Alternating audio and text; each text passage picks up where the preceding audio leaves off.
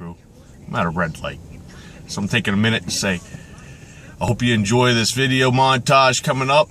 I'm heading up to Mr. Gillespie, so we're going to have a day of absolutely awesomeness. A lot of tomfoolery going on, camaraderie, and hopefully a lot of knowledge that not only is going to be bestowed upon me, but hopefully we could go ahead and bless upon you also. No joke. Everyone, enjoy the videos. Out. How you doing? Good. We got a lesson going on right now, don't we? Yes. And it's basically a Bakamitai. Yes. Or an anti-Bakamitai lesson. Yes. Okay. Yeah. So what do you want to prevent me from doing? Silly things. Okay, here we go. So what are we learning? We're going to make a knife instead of screwing around, playing with grinds. That can come later. Let's just make a knife. Learn to make a knife quickly and precisely. Okay, sir. So ready? Yes, and this is at CPM 154, correct? Correct. Okay. So let's nail it. We're gonna grind.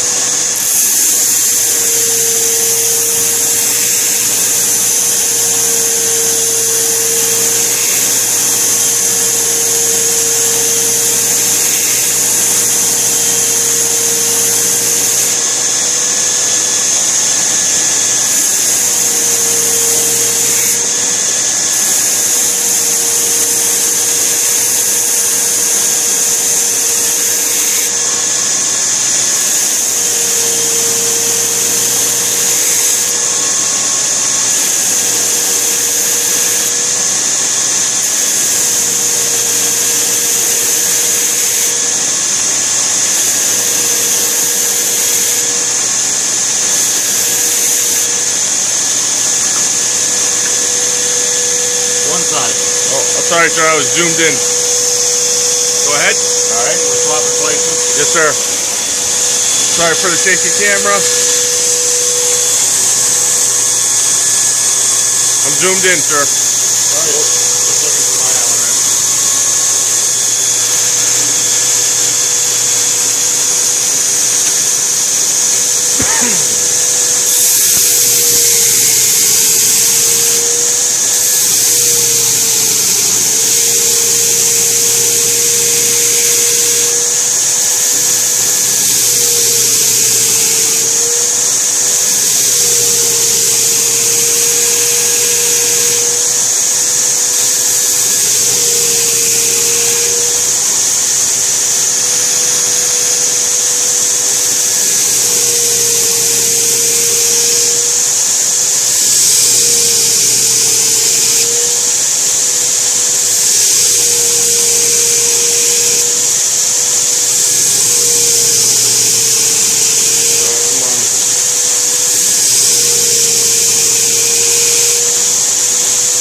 Sorry, camera's fucking out.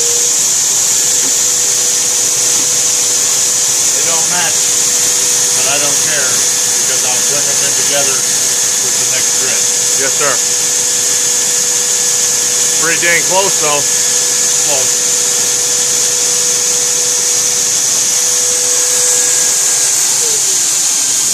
So that's your. Let me make sure this is back all the way out.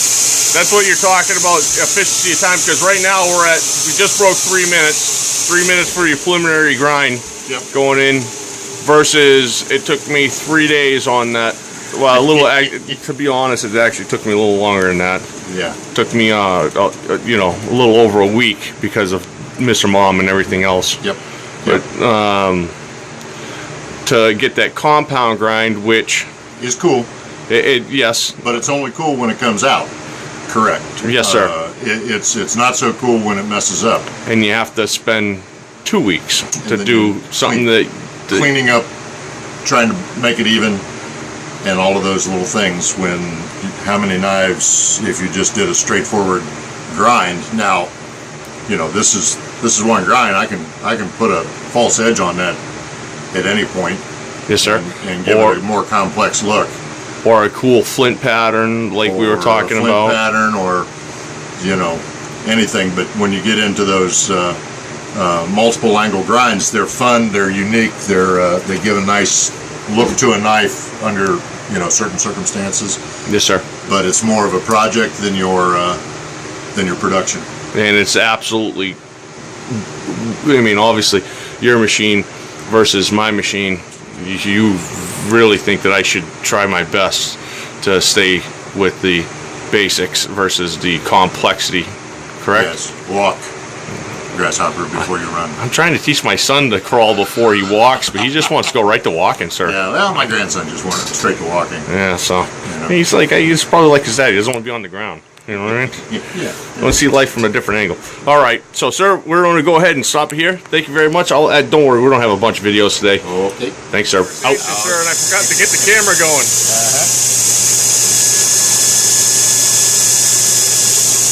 One of the nice things about working with a thick piece of steel is you can grind all the way to the top. You know, I love that, sir. You don't have to chase your bevels back and forth trying to even them up. Now, what grid are we on right now, sir? We're on 120 ceramic. And it smells different. Yes, it does.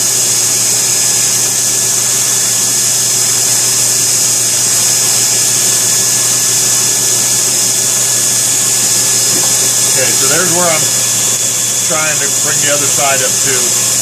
Yes, sir. So it's a full height, hollow grind, and this was Longer taper. Yep. On the side.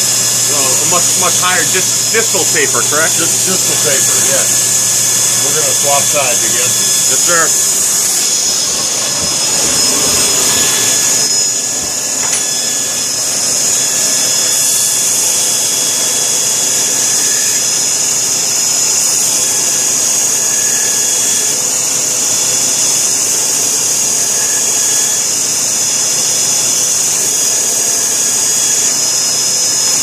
Want me to get that vacuum going, sir? Nah, good. Yes, sir. You good? I am.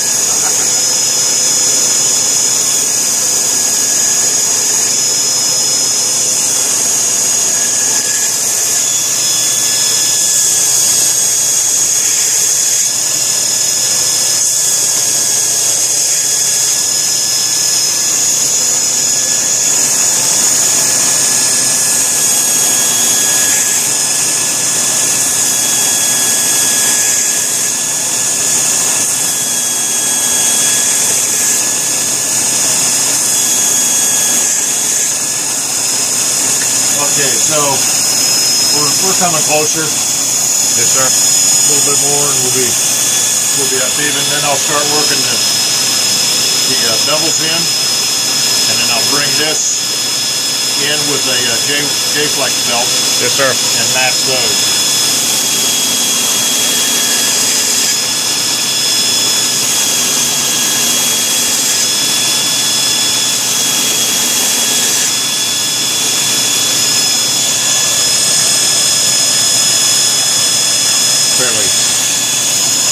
Fairly close. Yeah. You know, I still got grinding to go.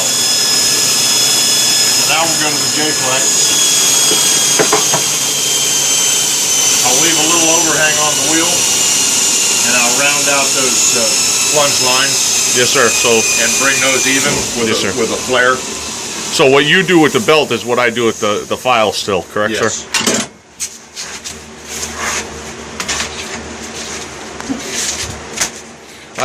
This is a 120 again. Yes, sir. But it's the J-flex. Not a crisp new belt, but I think it'll work. Yes, sir. I'm leaving some overhung on the wheel. I see, sir. And I'm going to run that up and curve this plunge line.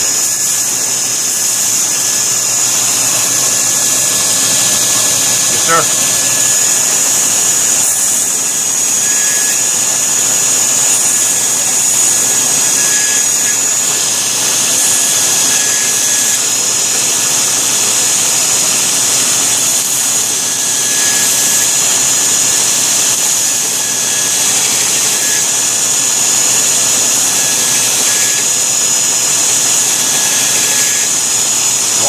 Yes, sir.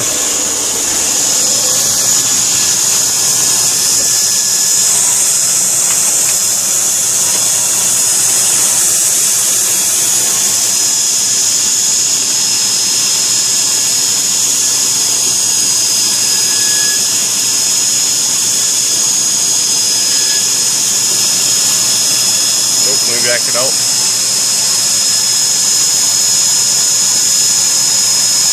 There you go, sir. So what I've done is I've turned this bottom out by leaving a little overhung on the wheel and brought the sides matching together. Yes, sir.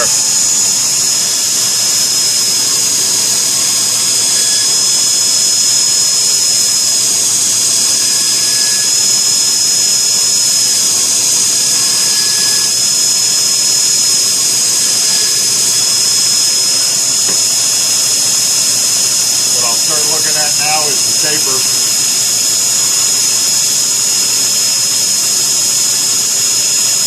See if I can see if it's coming up evenly, whether I got to run higher up on one side or the other. Looks pretty good. Yeah, that's not bad.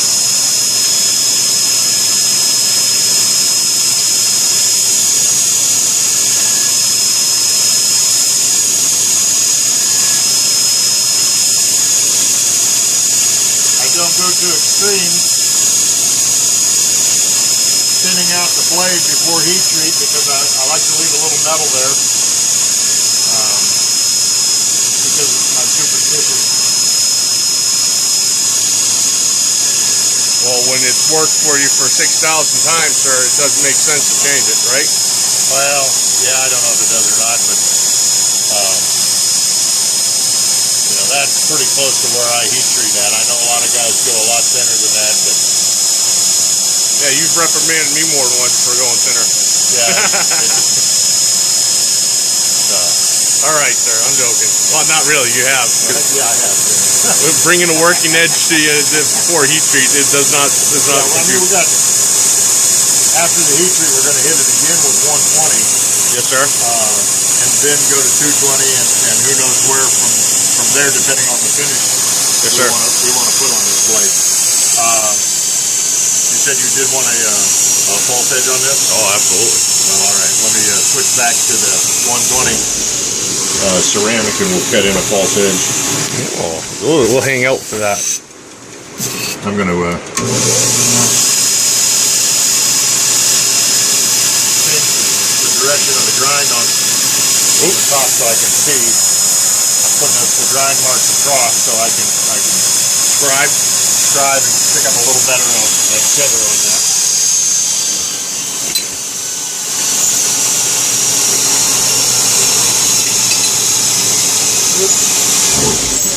So Kyle, when you decide to do this after you grab the bevels on, your scribe line turns crooked. You got me smiling, sir. It's one where you go, stupid. Post thoughts. Post thoughts.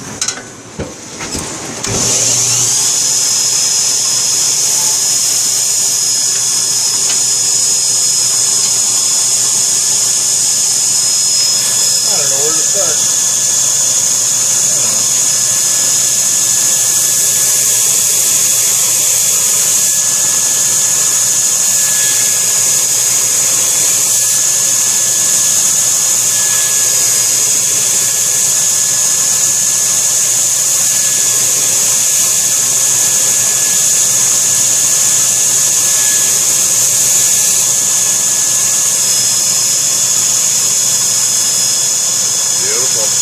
We got a little there, but that'll clean up when we do the final grind. It'll come out to the tip and it'll come to a zero. But right now, just to find the depth. Swap sides. Yes, sir. Make my left.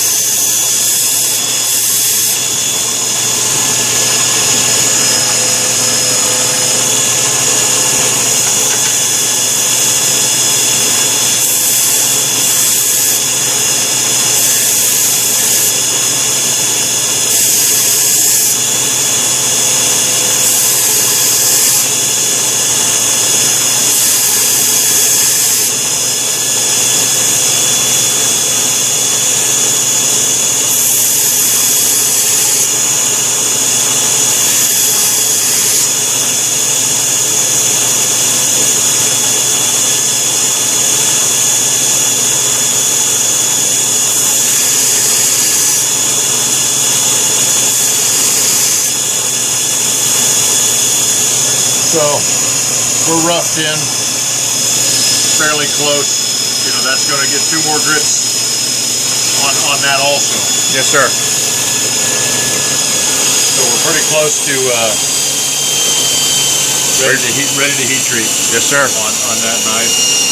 So now, you know, with a little bit of camaraderie in between, that doesn't count. So, you know, obviously, when we first started, it was 3 minutes for the primary grind. Then it was, we'll say, for this one, to finish up the rest of it, plus the swedge or false edge, another 10 minutes. Okay. 13 minutes. 13 minutes. Give or take. Maybe we'll roll it to 15, so it's easy math. Right. And you're literally ready for a heat treat. What I did, you know, well, what I have, I have 6 knives. Right. And geez, almost a month it took me to do those 6 knives. You know, 3 weeks and some change, 4 weeks and a month. Yeah. So it takes a month to do what you did in 15 minutes for one.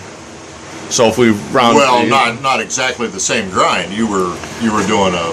But I understand what you're saying to the fact of keeping it simple, and bringing put your knives out, become proficient at that grind, and then experiment with experimental pieces. And this goes for everyone, though, correct, sir? Absolutely, yeah. Absolutely, because I mean, it doesn't make sense making a. You got all the time in the world to design weird knives. I understand, sir. And I've made a lot of weird knives. Oh yes, we got a couple of them on video too, sir. Didn't we? The yeah. cave knife, remember that? I still love that knife. You know, but that's not what I make my living off of. Correct, sir. You know, I make my living off of hunting knives, Bowie knives. You know, the what we would class as a more ordinary yes, sir. knife. Yes. When I get in the mood, I'll make a $6,000, $7,000, $8,000, $9,000 knife. Yes. You know, but that's not what I put my time into every single day. Understood. So your every day is what feeds your passion to do those. Yes. Yeah. $1,000, $6,000, $7,000, $8,000, $10,000 knives. Yeah, I've never made one over 1,500, but yes. Whatever, sir. Someday I will. That you know of, sir. I got to find a sucker. I mean, that's what we're here for, sir. One win lottery ticket away. Find a sucker with $6,000. All right, sir. What we're going to do now is get all my stuff out so that we can start heat treat, and we'll go from there. We got to make mags and get the oven turned on and get ready to. And maybe drink some coffee too, sir. What do you think? I think Break time. Break time. Out. Mags. So taking trash out. Yeah, well, sort of, almost. Is that? I was supposed to be joking. Yeah, you're joking, huh? I was supposed to be joking because I mean I'm all like feeling inferior. So just because we're doing stainless, I got we're going in oxygen depriving, oxygen-free environment.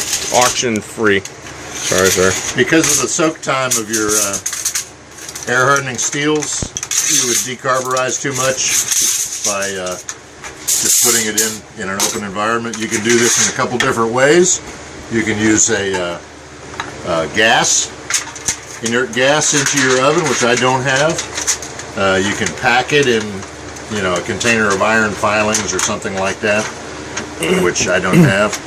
Or you can do a stainless steel vacuum furnace. They can do that, or a stainless steel bag. We're going stainless steel bag. We're going stainless steel bag.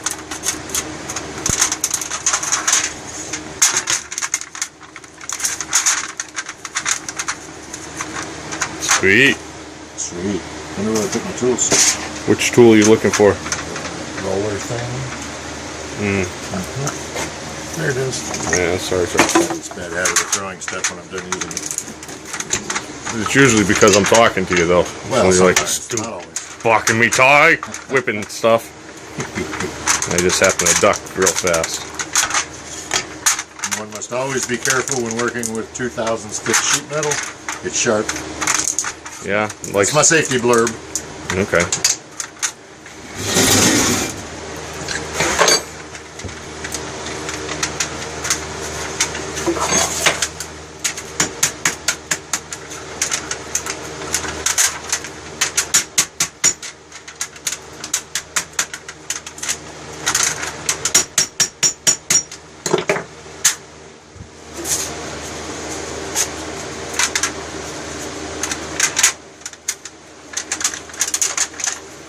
Burns the initial oxygen out of the bag. That's what the paper going in is? That's what the paper's for. A little carbon coat. When a little bit of it burns. Yes, sir. So why is the carbon coat important? Well, I do that because of the brand new steel bags. Stainless steel bags will sometimes collapse and stick to the knife blades, and they're hard to get out. So I find that a little piece of paper in there helps on the retrieval. Along with also taking out the excess and doing a little excess oxygen out of the bag. Ready. Outstanding. That's a bag. And that's the third bag. A whole bunch of knives. Third bag, yes. And this will, I use the bags about 2 times. So that's the second run. That's the on first on one and the second on the other. Yes. I don't know if I think you rolled it up. Oh, there it is, actually, right there. You know, you said to me, why don't we make knives longer than 15 inches now? They hit your heating element in your oven and arc out and poke a hole in the bag, and that's a bad thing because then you let carbon in or air in and carbon out. Carburize your blades a little bit. So I did a big knife the other day. I think that's what this was for. Outstanding, sir. All right. Well, I don't remember. While the oven's getting ready for those to go in, Yes. I think we're going to do a little more grinding, maybe a little more coffee drinking, and definitely a whole lot more joking. All right. Camaraderie. All right. Awesome. Awesome. Out.